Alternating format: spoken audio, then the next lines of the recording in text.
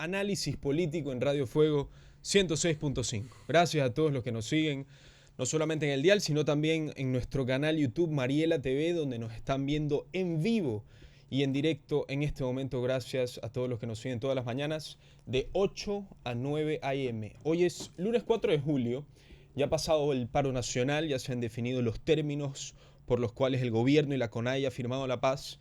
Y aparte de eso, pues comentaremos las futuras estrategias políticas que tendrá que tomar el gobierno para no solamente incrementar su popularidad, sino para también, digamos, rectificar los errores que ha cometido durante este año y pico de gobierno. Vamos a ver si nuestro contertulio comparte nuestra opinión o no. Está con nosotros Otto Sonnenholzner. Otto, gracias por estar, ex vicepresidente de la República. Bienvenido a nuestra casa. Gracias, Ricardo. Un gusto estar aquí. Gracias por la invitación. Otto, primero quisiera preguntarte de entrada. Tú fuiste radiodifusor, te sientes muy cómodo detrás de los micrófonos. Disfruto de la radio, sobre todo. Y sabes que me di cuenta, te estaba comentando detrás de cámaras, que ayer te vi en Pulso Político con Carlos Rabascal alrededor del año 2011.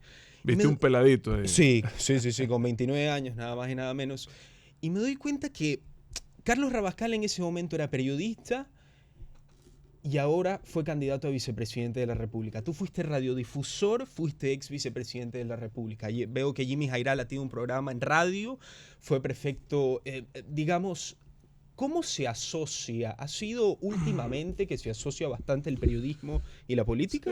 Creo que hay dos casos distintos. No es últimamente ni es solo del Ecuador. Creo que la comunicación te acerca a la realidad nacional, te permite conocer cosas distintas, a la diversidad de opiniones y actores políticos que existen en el Ecuador. Eso sirve de mucho. Otto, pero me contaste que cuando entraste en política saliste de la radiodifusión. Sí, y no he vuelto, y siempre dije que después de estar donde estuve, por lo menos debería de pasar un tiempo prudencial hasta regresar. Claro, exacto. Eso te iba a preguntar. ¿Te parece, digamos, sensato o te parece correcto moralmente que ciertos políticos, digamos, entre las elecciones o entre ciertos cargos, vuelven al periodismo y tienen un periodismo de cierto sesgo, digamos, como para hacer pre-campaña presidencial en un medio comunicacional? ¿Te parece? ¿Cómo ves esa posición? De nuevo, yo apenas entré a la vicepresidencia y justo me la pasaba el otro día la entrevista a Carlos Vera, me pregunta y le digo, mira, yo creo que después de estar donde estuve, en ese entonces donde estaba, porque le hablaba en presente, tienes que dejar pasar un tiempo prudencial para volver a la comunicación. Primero. Segundo, en lo personal te digo, para mí no es tan fácil volver nuevamente así nomás a la crítica, porque tengo claro que, y siempre lo he tenido, tengo claro que fácil es hablar y difícil es hacer, ¿no? Entonces es distinto. Y tercero, no creo que es legítimo, salvo que así abiertamente lo manifiestes, utilizar una imagen de comunicador, ¿ya?, cuando realmente eres actor político. Creo que es legítimo si dejas claro que eres un actor político, ¿ya? Y en ese sentido tendrías derecho a hacerlo. Es decir, este es mi programa, quiero hacer tal cosa y estoy aquí por ese fin, ¿verdad? Listo, ya tu audiencia está en previo aviso y no la estás en alguna forma engañando o manipulando. Es mi opinión personal. Ahora, no creo yo que pues, digamos, esto amerite para juzgar la moral de nadie, sino más bien te digo cómo yo veo las cosas, y yo las veo así. No he vuelto a la comunicación, recibo con mucho agrado invitaciones como esta permanentemente, lo hago con gusto, me gusta tratar de contribuir en positivo a resolver los problemas del Ecuador, pero ya no como comunicador, sino más bien invitado como un ciudadano que tuvo la oportunidad de servir, ¿no? Otto, entremos en materia. 18 días hubieron de paro, la situación en el país se complicó. Y la primera pregunta que me hacían, por ejemplo, en redes sociales, en los comentarios, es ¿qué papel ha estado jugando Otto en este momento? Sabemos que ha estado dando entrevistas, sabemos que después de ser vicepresidente estuviste activo, digamos, en los medios de comunicación como invitado, dando tu opinión siempre, pero ¿qué papel cívico, político y social jugaste desde que acabaron las presidenciales y al menos en estos 18 días con el paro de la CONAIE? Bueno, desde que dejé y di un paso al costado, hice lo que ofrecí hacer, ¿no? Salí a tratar de construir un camino de unidad. Creo que el Ecuador tenía que lograr la transición hacia la democracia, ese era uno de los objetivos. ¿Te ves como una tercera vía? Y no creo que es momento para eso. Ahorita es momento para defender la poca institucionalidad que tiene el Ecuador. Sí. Pero a lo que voy es que cuando salí con un mensaje el cual cumplí. No era candidato a nada. A veces la gente... Mira, quizás porque no me dedico y no vivo de la política, puedo hacer cosas que la gente no está acostumbrada en política. Por ejemplo, desprenderme del poder. Eso es algo que los políticos jamás harían, ¿verdad? Claro. O teniendo la posibilidad de ganar, no participar en una elección, sino utilizar ese capital político, entre comillas, para permitir que se logre con éxito la transición hacia la democracia, que ese fue mi rol en las elecciones del 2021. Dando mensajes a la ciudadanía, visitando sectores rurales. Tengo una obra social muy grande, no la comunico yo porque no creo que es necesario, digamos, la hago a diario y tenemos un trabajo fuerte ahí. Hoy la lidera en gran parte Pedro Pablo. Aspiro y espero que Pedro Pablo Duarte tome la decisión de participar en la alcaldía de Guayaquil. Pero ya son temas personales. Yo no voy a ser candidato a nada en estas elecciones. Durante el paro actual, lo que hice fue permanentemente llamar a la cordura de lado y lado, porque no creo que la represión resuelva el problema, tampoco no se combate la violencia con violencia, no se le gana al odio con odio.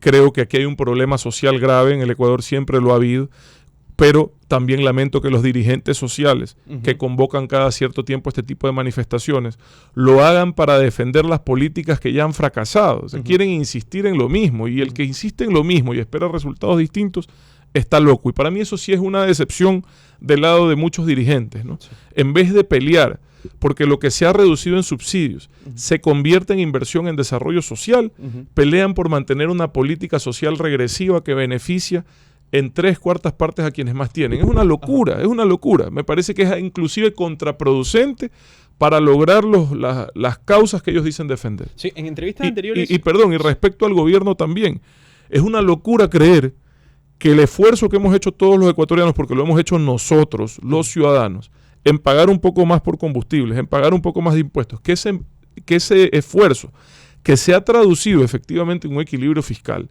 creo que es una locura del gobierno creer que el fin es tener salud de las finanzas públicas. No, ese no es el fin, ese debe de ser el medio para lograr el bienestar que todos anhelamos, porque si no, todos vamos a decir, bueno, ¿y para qué sirvió este esfuerzo? Y ahí es donde, insisto, van perdiendo fuerza o van perdiendo sostenibilidad las políticas públicas serias que deben de siempre terminar traducidas en bienestar. Si no, créeme, no va a haber forma de defenderlas. Así es. En entrevistas anteriores tú mencionaste varios puntos interesantes. Primero, tú dijiste que si es que el programa político quisiera llevar a cabo ISE en el Ecuador, que tú lo calificaste como indocomunismo. Él se autodefine. Sí. Claro, él se autodefine. Él se autodefinió de esa manera. Y después tú mencionaste que ni los subsidios van a arreglar los problemas económicos del país, ni tampoco las propuestas, los 10 puntos que se hicieron, digamos, se sobreentienden. Entonces, ¿cuál es la trastienda de lo que dice Isa? Ahí está su libro, sí. Se lo leo en este momento. Lee lo la que luz al final del túnel proviene de la afirmación creída, buscada o impostergable. Comunismo, indoamericano o barbarie. No dura ni 2 días. ¿Cuál es la trastienda entonces de este paro nacional, Otto? Este paro nacional, al igual que el anterior, tenía 2 objetivos principales. Pero eran diferentes, fueron diferentes. Los 2 objetivos principales son los mismos. Sí. ¿Ya? El primero, tumbar al gobierno, por las razones que sea. En el caso anterior y en el actual, tiene que ver mucho con la agenda de impunidad de ciertos actores políticos, ¿ya? Que se prestan para este caos. Entonces salen a decir... Es que hay una grave conmoción social y la Constitución dice entonces que tenemos que votar para sacar al presidente. Si eso dice la Constitución, pero hay que ir al fondo del asunto. ¿Quién y por qué está generando esta grave conmoción social? ¿Quién y por qué?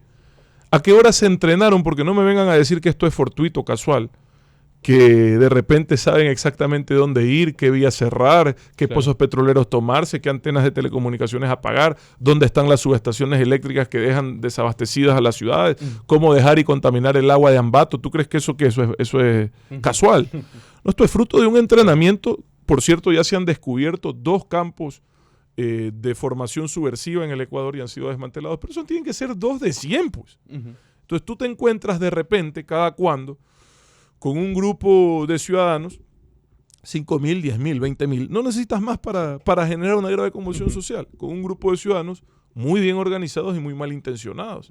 Y luego disfrazas esto de constitucional en una asamblea que se presta, y los asambleístas que se prestan para esta desestabilización. 1. Entonces, el primer objetivo, la desestabilización de un gobierno. El segundo, que no lo han cumplido, ¿no? No lo han cumplido en los dos casos, pero dejan a los gobiernos malheridos, ¿eh? Y eso no es menor. Sí. Y dos, la que sí cumplen siempre, la plataforma de promoción personal de uno u otro dirigente que después termina de candidato presidencial a costa de la manipulación de ciudadanos que de buena fe y con mucho sacrificio, porque ellos son los que más pierden. Aquí nadie gana, pero los que más pierden son esos ciudadanos que tienen que dejar abandonados sus cultivos, que tienen que exponer a sus hijos a situaciones más graves que a las que ya normalmente están expuestos, que de por sí son preocupantes. Sí. Ellos son los ciudadanos que más pierden. Pero salen creyendo en dirigentes que los engañan, que los manipulan. Y la pregunta del millón es, más allá de en su momento el señor Pérez y ahora el señor Issa y el señor Vargas, que han sido estos ciudadanos que se han beneficiado de la promoción que les permiten estas plataformas de exposición mediática, porque la atención del país ha estado sobre ellos, y tú sabes que hay una frase que dice que mala prensa no hay, ¿verdad? Correcto. Entonces la exposición permanente, ya todo el mundo sabe quiénes son, ya si te gustan o te disgustan, ellos ya lograron su objetivo, darse a conocer. ¿Ya? Sobre eso se construye cualquier cosa. Entonces, lo que te decía es, terminarán en las papeletas, ganen o pierden. Utilizaron estos ciudadanos para llegar a esto. Y la pregunta del millón es, estos ciudadanos, 5,000, 10,000, 20,000, 50,000, los que sean, en situaciones de extrema pobreza, con niños que tienen en un 80% desnutrición crónica infantil. ¿Ya? Un año después de que la gasolina bajó 15 centavos, ¿esos niños habrán resuelto su problema de desnutrición crónica infantil? De ninguna manera. 400 millones de dólares después, de los cuales 300 llegarán a quienes más tenemos y solo 100 a quienes menos tienen. ¿Los sacarán de la pobreza? No. Entonces, ¿dónde están los dirigentes? Han cambiado solo de cara. Ya van desde los 90, X cantidad, quizás una docena de manifestaciones indígenas, un poco más. Cambian de dirigentes, van 6, 7 generaciones de dirigentes. Sí. Y la consigna sigue siendo la misma. Nada va a cambiar. Un país que se ve forzado a invertir más en subsidiar combustibles fósiles que lo que puede poner al servicio de la educación, de la salud, del desarrollo social, es un país que con mucha dificultad podrá ofrecer oportunidades reales de superación a quienes verdaderamente las necesitan. Y eso es lo que nos tenemos que preguntar los ecuatorianos que queremos cambiar las cosas para bien. Sí. Yo comentaba hace una semana que la CONAIE como grupo de presión ya determinó, porque pasó en la época que tú fuiste vicepresidente y pasa ahora, de que, digamos, hay una petición que quiero hacer que de paso es descabellada. Salgo a las calles, destruyo todo lo que tenga que destruir y me lo van a dar. Ese yo creo que es el mensaje que ya se ha determinado. En ese caso te quiero hacer la pregunta. ¿Tú crees que independientemente de las decisiones que ha tomado el gobierno, ¿tú crees que esta protesta iba de cajón? Te pregunto. Sí, claro. Sí. Viene armándose desde que se empezaron a procesar las amnistías el año pasado. Ajá. ¿Tú qué crees? ¿Que lo de las amnistías fue casualidad? Yo te decía, no se combate la violencia con violencia, no se combate el odio con odio. A la mentira se la combate con la verdad. Así trabajé yo después de octubre del 2019.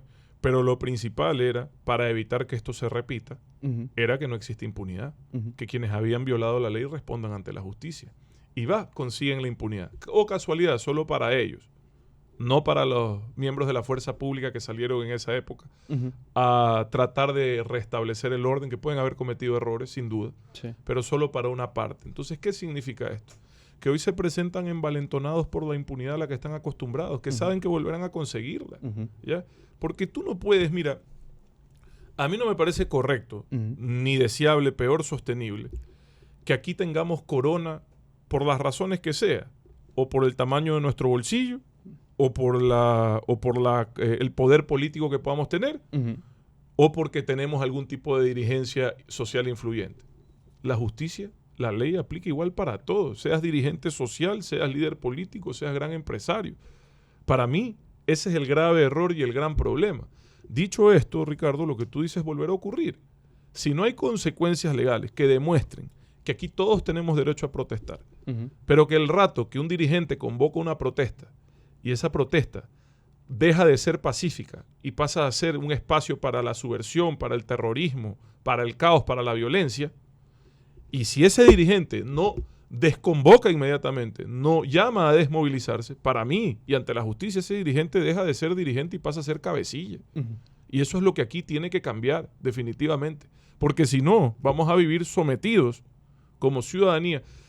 Los gobiernos se equivocan. Aquí yo insisto, puedo ser muy crítico del gobierno actual, creo que la mayoría tenemos razones para hacerlo. Pero una cosa es eso y otra cosa es someternos a la subversión, al caos, a la desinstitucionalización del Ecuador. Así es. Son dos cosas distintas. Y yo puedo hablar con la solvencia que me da la coherencia que he tenido siempre en estos puntos. Cuando fui comunicador, cuando fui líder gremial, cuando fui vicepresidente, cuando fui líder gremial, inclusive siendo crítico de un gobierno que yo creía que tenía serios problemas de autoritarismo, de falta de transparencia, que fue el gobierno del señor Correa, cuando tuvo un incidente similar, en el 30 de septiembre de 2010, salí con la misma postura de defensa a defenderlo, sí. A mí me criticaron muchísimo, porque decían, ¿cómo es que usted es crítico del gobierno del señor Correa y sale a defender que no lo tumben? Sí. Pues son dos cosas para quienes creemos en la democracia, para quienes creemos en la institucionalidad débil que tiene el Ecuador. Son dos cosas distintas. Pues. Correcto. A los líderes políticos que fracasan, que no cumplen lo que ofrecen, se los derrota en las urnas. Se les gana con las herramientas democráticas y constitucionales que existen, no en función de someter al país al caos, a la violencia, a la subversión. Sí. Eso no lo podemos permitir porque si no el país va a ser inviable. Y el señor Lasso, si no corrige, créame que su proyecto político hasta aquí habrá llegado. Y listo, buscaremos una alternativa a los ecuatorianos que creemos que hay esperanza. ¿Ya? Otto, esto es evidente, pero yo creo que tú y yo estaremos de acuerdo en que lo que más afecta del paro, más que las ayudas que ellos piden, es todo lo que causan a su alrededor, la polarización económica del país. Bueno, tú sabes absolutamente toda la línea. Es una locura. En este caso, yo te pregunto a ti, tú viviste el paro de cuando tú fuiste vicepresidente desde adentro. Este lo estás viviendo desde afuera. No te quiero preguntar una opinión, sino tú, como dirigente, tú como, perdóname que te lo diga, muchas personas te ven como un futuro político. No te estoy diciendo que tú lo seas, sino que mucha gente te ve de esa manera.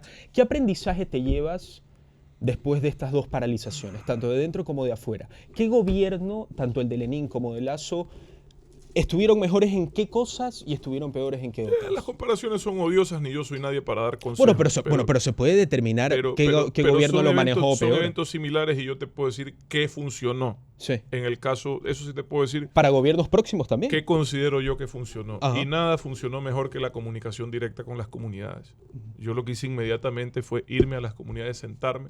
¿Este gobierno hizo eso?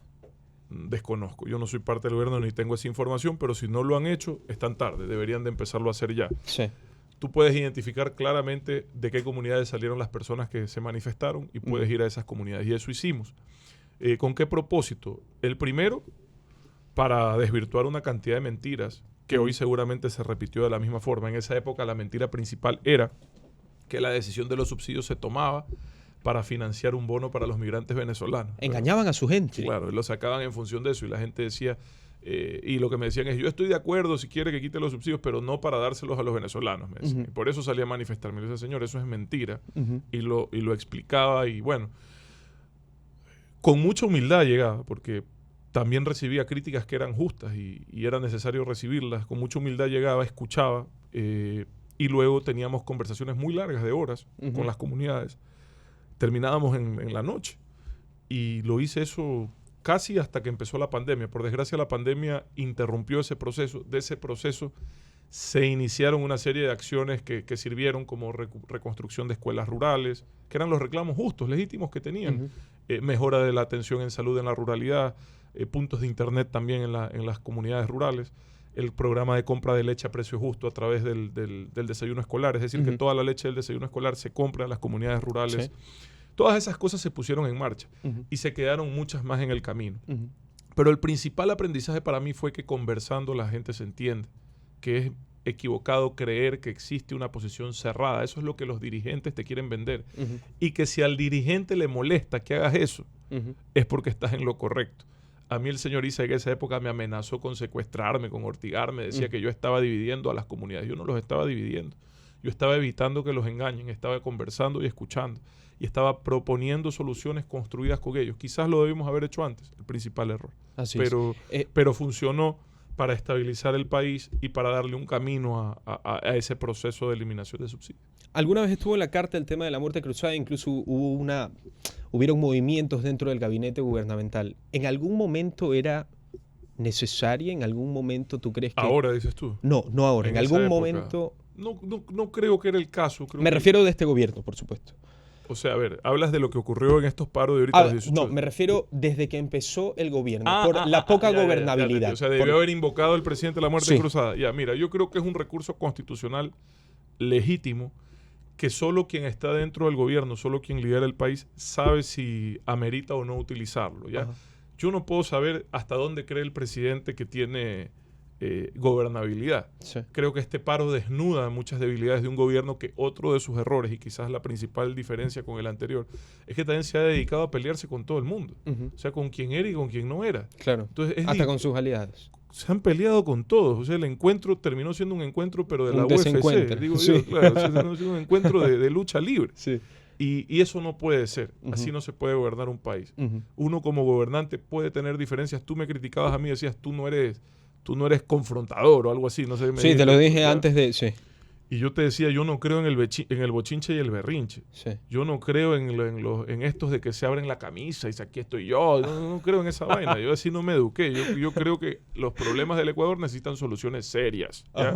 Y creo que los ciudadanos necesitan alternativas que representen esas soluciones serias. Y los gobiernos tienen que entender que uno no siempre tiene la razón, que está gobernando un país donde hay diferencias y que esas diferencias tienen que respetarse. Ahora, y que si alguien, porque es lo que ha denunciado en varias ocasiones el presidente, si alguien plantea temas que están reñidos con la ley, tienes que denunciarlos tranquilamente sin hacer de esto un show, sino presentar la denuncia respectiva y listo. ¿Ya? Pero aquí ha habido un entorno de fricción política que también en alguna parte ha contribuido a llegar a este punto, ¿no? Ahora, muerte cruzada o no, solo el presidente lo puede saber. Lo que sí te digo es que si no mejoran rápidamente su gestión, si no logran poner estos 1.500, 2.000 millones que hay disponibles, ahora un poco menos porque el paro se ha llevado una parte. Correcto, de eso, sí. Pero que hay disponibles para verdadera inversión social, para verdadera inversión pública, difícilmente va a tener gobernabilidad. La gobernabilidad no está necesariamente en la asamblea, la gobernabilidad está en la capacidad de gestión. La gobernabilidad, la paz, está en la confianza. No, o sea, una ciudadanía que sepa que cuando el presidente dice algo, eso va a pasar. ¿Ya? Yo cuidaba mucho lo que decía, yo no salía a anunciar cosas que no iba a poder hacer, porque pierdes credibilidad, se te va la confianza y ese rato es muy difícil gobernar. Entonces creo yo que se equivocan en creer que hay que buscar la estabilidad y la gobernabilidad en la asamblea o en otros grupos políticos.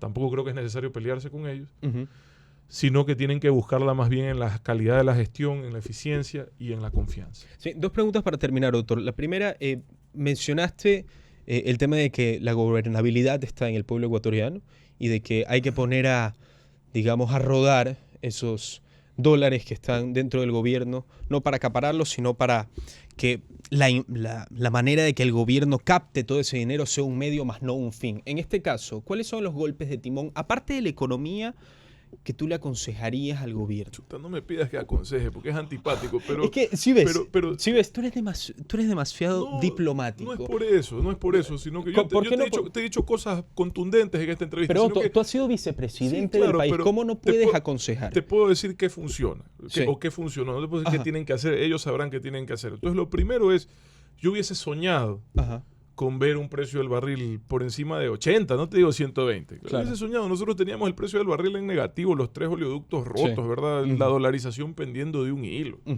Hoy quedó renegociada la deuda externa. Este gobierno no tiene que pagar $1 a los tenedores de bonos hasta el 2025. No tiene que pagar $1, es un ahorro de $1.500 millones al año. Hoy había, hasta antes del paro, una eliminación de subsidios de aproximadamente 2.000 millones, ahora serán 1.600. Hoy tienes un precio del barril que implica hasta $3.000 millones adicionales de ingresos. ¿Ya? Entonces, las circunstancias son otras.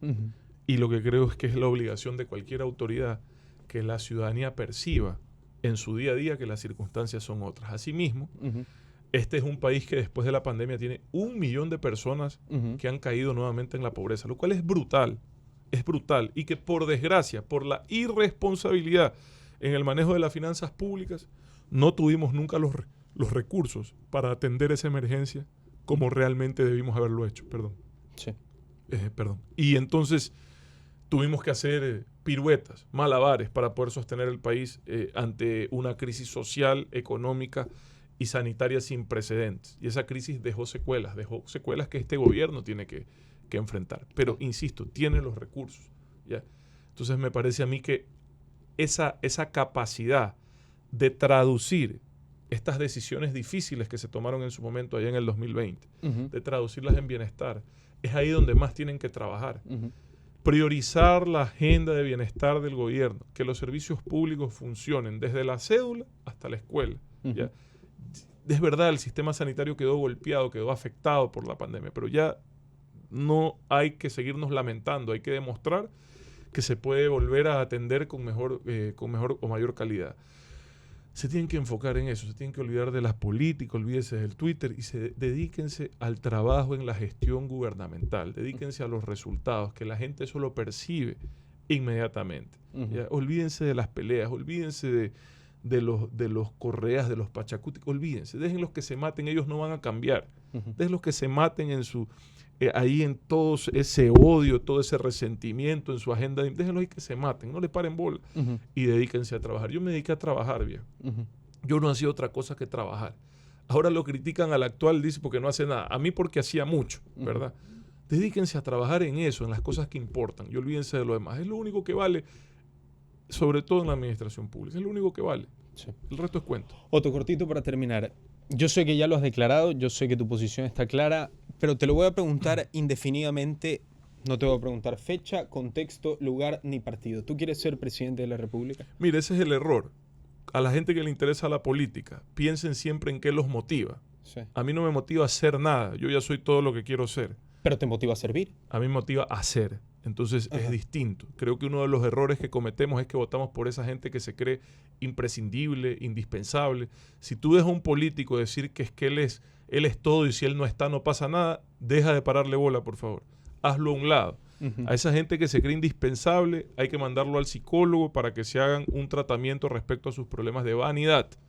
A esa gente que quiere llegar por ser más que por hacer, también háganlo a un lado. Esos que te dicen que soñé de chiquito que quería ser presidente. No les pares bola. Busca a las personas que quieren hacer. Y para hacer, lo primero que tienes que reconocer es que tu lugar puede ser cualquiera. Tienes que estar dispuesto a jugar cualquier rol que corresponda. Y eso lo he dicho varias veces. Yo estoy dispuesto a jugar el rol que me corresponda. Si ese rol es ayudar, contribuir, aportar, cuenten conmigo como lo he hecho siempre. Si ese rol es participar y porque no hay una mejor alternativa técnicamente definida, enhorabuena. Pero yo siempre voy a abogar por la unidad de quienes creemos más en los objetivos que en las ideologías. Y en ese sentido, ahí voy a estar, como lo hice la vez anterior. Convoqué a la unidad. Yo era el que más opciones tenía. Era el único que había renunciado a la candidatura, siendo el que más opciones tenía. ¿Ya? Y los demás, 14, 15 con los que me reuní. Primero la vanidad, después la unidad. Así no se puede hacer país. Así no se puede hacer país. El país necesita líderes que reconozcan la necesidad de ceder. Ceder no es perder. Líderes que quieran unir por objetivos y no dividir por ideologías. Y eso es lo que seguiré buscando para estas seccionales, para el 2025, porque yo no he renunciado a mi compromiso con el Ecuador. ¿Ya? Y esa es la diferencia. Y quizás nadie me entiende porque dicen, pero este man, entonces, ¿qué le pasa? Que no se quiere lanzar. Porque no se trata de mí. Nunca se tratará de mí. Cuando yo fui autoridad, yo y mi familia y yo íbamos al último, siempre. Cuando hubo el COVID, mi padre, mi sobrino de 10 años estuvieron 3 meses fuera del Ecuador, los últimos en regresar. Nosotros vamos, el verdadero servidor va al último, al Ecuador. Y esas cosas son las que hay que cambiar. Con el ejemplo, yo espero, alguien me dice, ¿qué dejaste en la vicepresidencia? Solo espero haber dejado ejemplo. Ejemplo de servicio austero, sacrificado. Solo espero haber dejado ejemplo de saber poner las prioridades, nada más. Ejemplo, con que una persona me diga, ¿sabe qué? Usted sirvió de ejemplo. Listo. Misión cumplida. Y nada más, Ricardo, el resto es cuento. Ahora, otra cosa también, la gente quiere que yo anticipe lo que va a pasar en 3 años. No están viendo lo que pasa en 2, 3 días en el Ecuador. Claro. Por desgracia, nuestro país, en términos políticos, vive una incertidumbre permanente. Aquí, en un año, pasa lo que pueden pasar en 7 años en otro país con más estabilidad. O sea, los años de política deberíamos de contabilizarlos como años de perro, hermano, por 7, ¿verdad? Así deberían de contabilizarse. Aquí nadie sabe lo que puede pasar de un día para el otro. Hay que estar listos, hay que estar preparados y hay que trabajar siempre en función de esos objetivos. Objetivos antes de ideologías, así cerró, o con eso me quedo yo, de la entrevista que tuvimos con Otto Sonnenholster. Otto, muchísimas gracias por la entrevista. Gracias, Ricardo. Un gusto estar aquí en Radio Fuego nuevamente, y un abrazo a todos. Gracias por escuchar. Estuvimos con Otto Sonnenholster aquí en Cabina de Fuego. Son las 8 de la mañana y 32 minutos. Vamos a una pausa este lunes 4 de julio para terminar con las notas finales. Pausa aquí en Radio Fuego y ya regresamos.